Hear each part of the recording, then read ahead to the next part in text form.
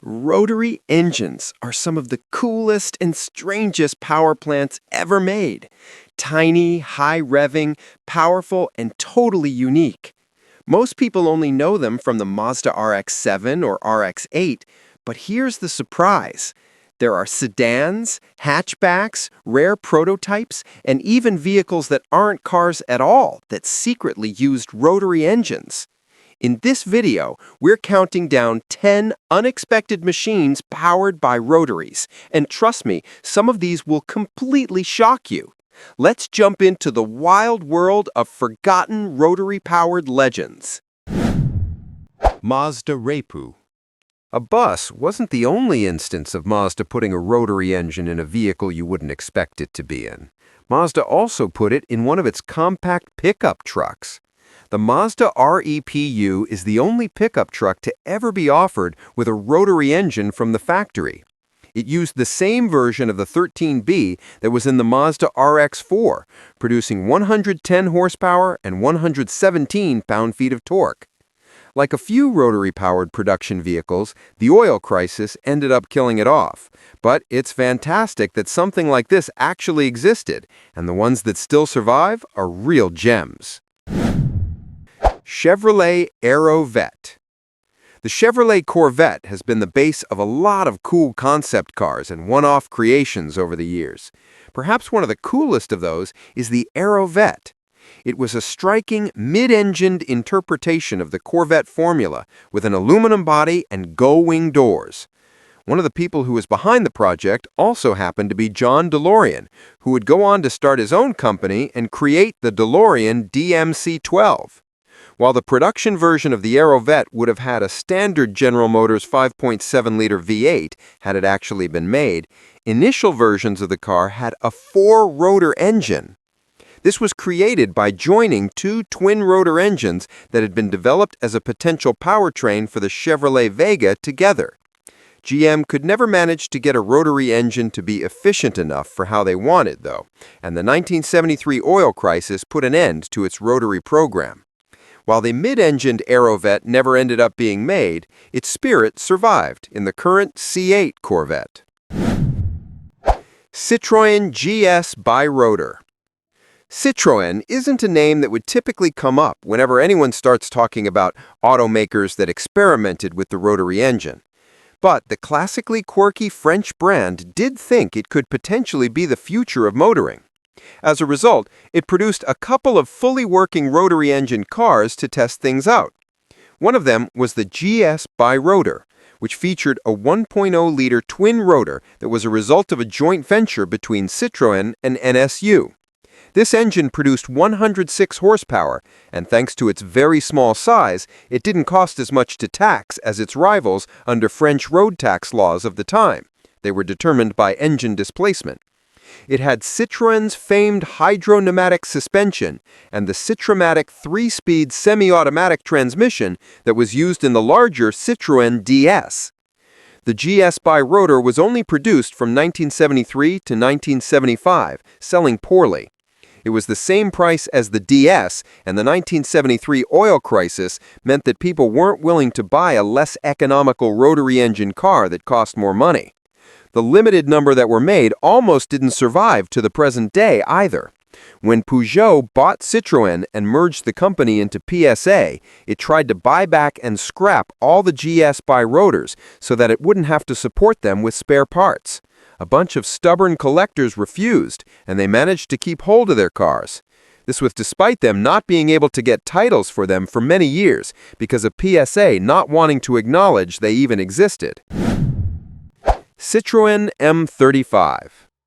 The other experiment Citroën did to try to bring the rotary engine to the masses was the M35. Unlike the later GS Bi-Rotor, which was a regular production car with a radically different engine, the M35 was its own unique model. It was based on the Ami, not the microcar we know today, but very few of the Ami's parts were actually compatible with it. Its body was custom-built by Hulis, it rode on Citroën's hydro-pneumatic suspension, and it had a 0.5-liter single-rotor engine produced as part of the Citroën NSU co-motor project. That engine produced 49 bhp and 50 pound-feet of torque, putting its performance on the same level as regular compact European sedans of its time.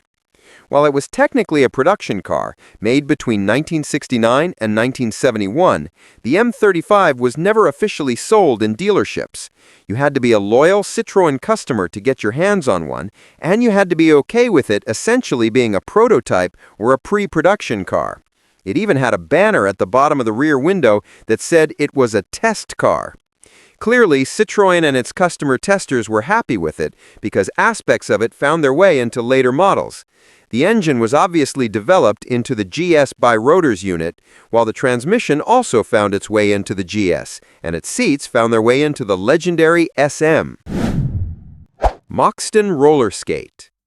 The Moxton roller skate is possibly the most unusual sports car you'll ever see. Created by a lumberyard magnate from Colorado, the roller skate was designed to recreate the experience of driving a traditional British sports car, but with modern running gear. It was powered by a choice of two Mazda rotary engines, the 1.1-liter 12A and the 1.3-liter 13B, and it had a 5-speed manual transmission. It had a power output between 135 and 240 bhp, giving this super lightweight sports car, it only weighed 1,680 to 1,705 pounds, a great power-to-weight ratio. The Moxton roller skate was essentially a kit car, intended to be assembled outside the factory. Because of that, it ended up becoming a niche choice. You're very unlikely to find one now, and if you do, you're likely to have one of the rarest rotary-engined cars ever made. Mazda Parkway AP. You might be familiar with rotary engines powering cars by this point, but did you know that there was once a bus that had a rotary engine option? Well, for a brief time, Mazda could sell you the Parkway minibus with the legendary 13B. This engine was only available from 1974 to 1977, being replaced after that point by a more conventional diesel engine. The rotary-engined Parkways that survive now are highly prized and are sometimes turned into crazy builds. Mazda Road Pacer AP. The Mazda Road Pacer AP has to be one of the strangest collaborations in automotive history.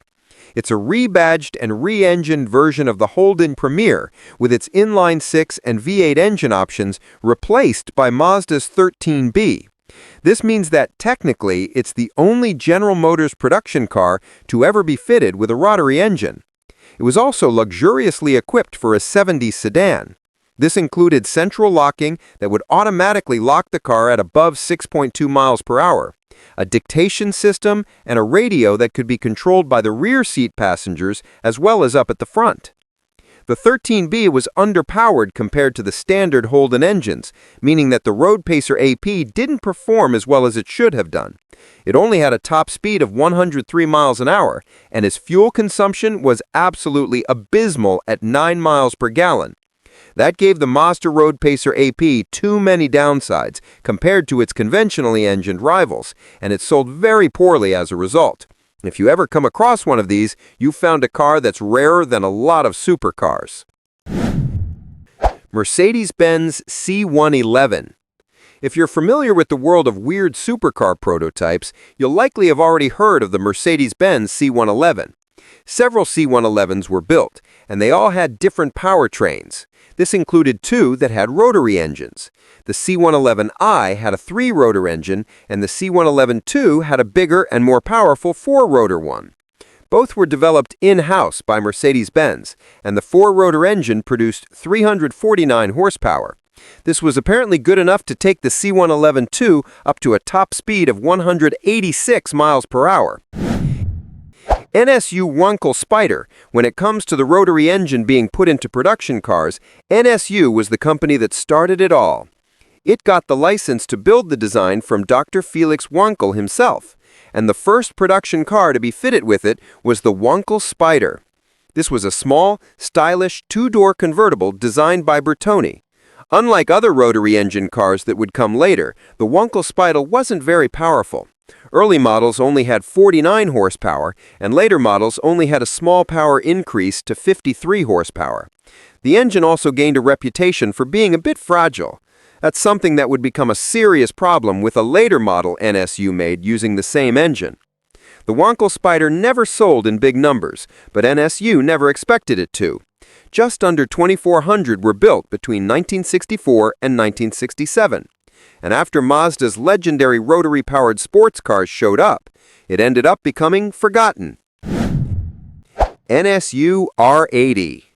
The second of NSU's revolutionary rotary engine cars, the R80 was decades ahead of its time. It had a modern, aerodynamic body, a futuristic semi-automatic transmission, and that 1-liter twin-rotor engine that had already been used in the Wankel Spider. It also had fully independent suspension that was designed in a similar way to what you'd see on modern cars, MacPherson struts at the front and semi-trailing arms at the rear, and power steering as standard. As brilliant as the R80 was, that brilliance came with a cost. These cars quickly developed a reputation for being horrendously unreliable.